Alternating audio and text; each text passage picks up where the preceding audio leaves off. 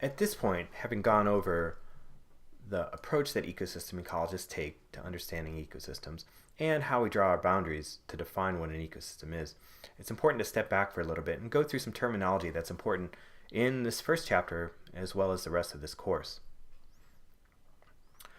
The authors have an important statement that they make that helps us understand how ecosystems function, and that's feedbacks. And they say that feedbacks regulate the internal dynamics of ecosystems. If we're going to understand how ecosystems work, we really need to understand feedbacks.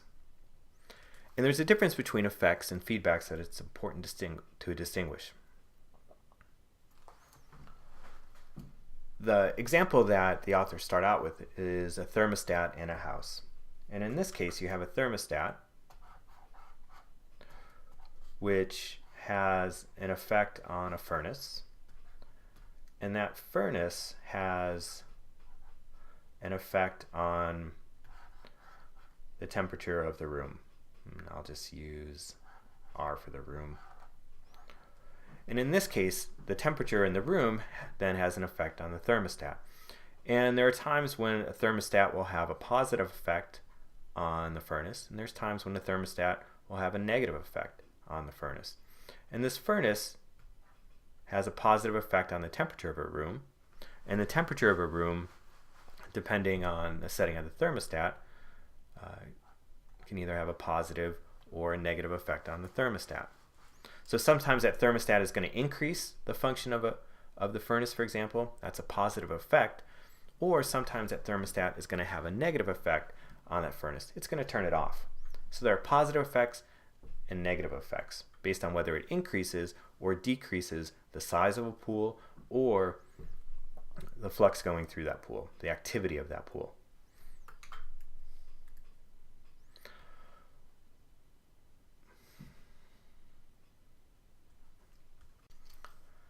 Given that, we're going to differentiate two different types of feedbacks. There's negative feedbacks and positive feedbacks. And here, the definition of a negative feedback is when two components of a system have opposite effects on one another. So a negative feedback would be characterized this way.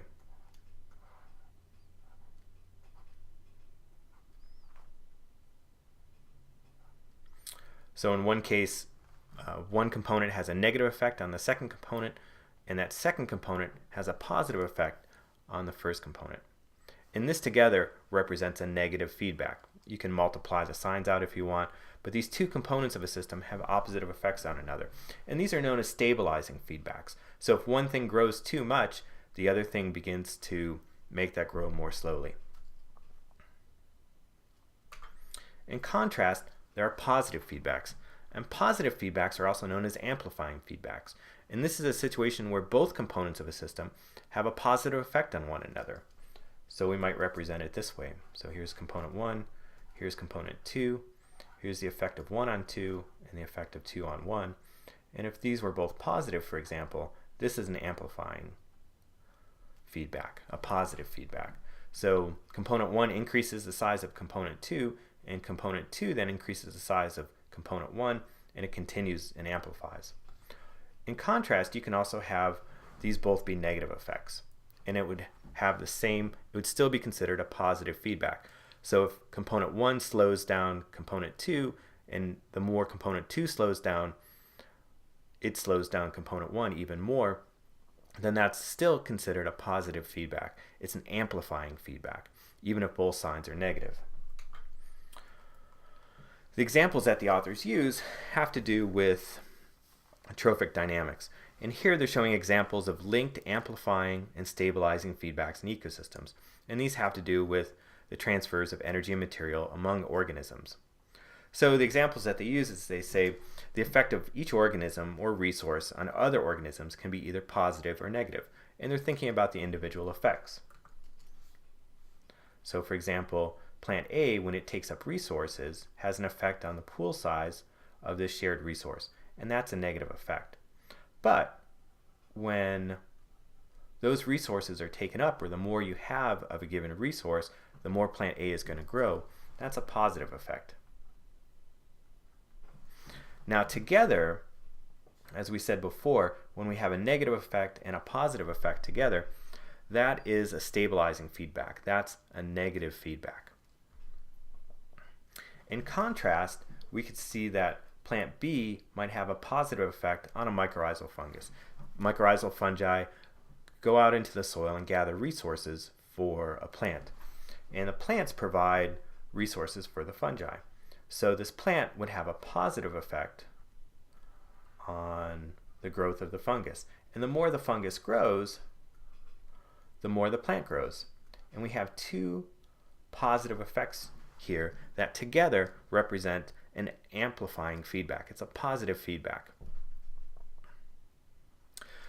In addition, if you take a look at this figure in the book, they're going to show that for a predator, it has a positive feedback on itself. And that's really just population growth. The more there is of a predator, the larger the population, the more capacity it has to produce offspring and grow in size. And so it actually has a positive effect on itself. So what we have here is that we have feedbacks that are stabilizing, negative feedbacks, when the reciprocal effects differ in sign, just like we showed here. That's a negative one. And here, when they're both of the same size, that's an amplifying effect or a positive effect. Same thing. So we can call them either one. These stabilizing feedbacks resist the tendencies of ecosystems to change. And they're what keep ecosystems relatively constant over time. In contrast, these amplifying feedbacks reinforce tendencies to change. And when we're going to get ecosystems that really change over time, it's the consequence of positive feedbacks, these amplifying feedbacks. A couple other terms that are going to be really important. Another one is one that we don't use that often on a daily scale. It's the term resilience. And resilience is defined as the capacity of a social or ecological system. And if we're just thinking about ecosystems, we can say it's the capacity of an ecosystem to maintain similar structure, functioning, and feedbacks over time. So if we talk about a system as being resilient, that no matter what happens, it's more or less going to look the same, it's going to function the same, or have those same sets of feedbacks within it. Associated with resilience are really thresholds. These changes that we have in ecosystems when systems are not necessarily resilient, often that there's a relatively abrupt shift in one of those components. And we define a threshold as a critical level of one or more ecosystem controls that, when crossed, cause abrupt ecosystem change. So we can have change in an ecosystem control that's relatively slow, but the ecosystem is still relatively resilient. Once we get past a certain point, we pass a threshold, and that causes a relatively abrupt ecosystem change. So when we're thinking about the resilience of ecosystems and we're thinking about their stability over time, we also are thinking about thresholds and what points do we cross when we get these relatively abrupt ecosystem changes. Now the next term that we have is not necessarily an ecological term, but it represents something that happens, and that there's often surprises. And I bring this up because really what's important to think about with ecological surprises is that even though we can go out and measure all of the pools and fluxes in an ecosystem, that often that there are dynamics and there are changes in the state of those ecosystems that we didn't expect. And so often ecosystem ecologists are going to use this term surprise, ecological surprises, just to really represent the idea that it's difficult or impossible to anticipate something occurring. And these things that are difficult or impossible to anticipate, they happen. And so we have to be ready for ecological surprises.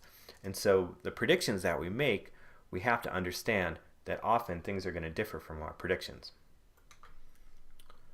Now, given that there are surprises, it's also pretty important to know that everything is obvious once you know the answer. So after something happens, people might say, was that really a surprise? And it is a surprise if before it happens you didn't necessarily expect it.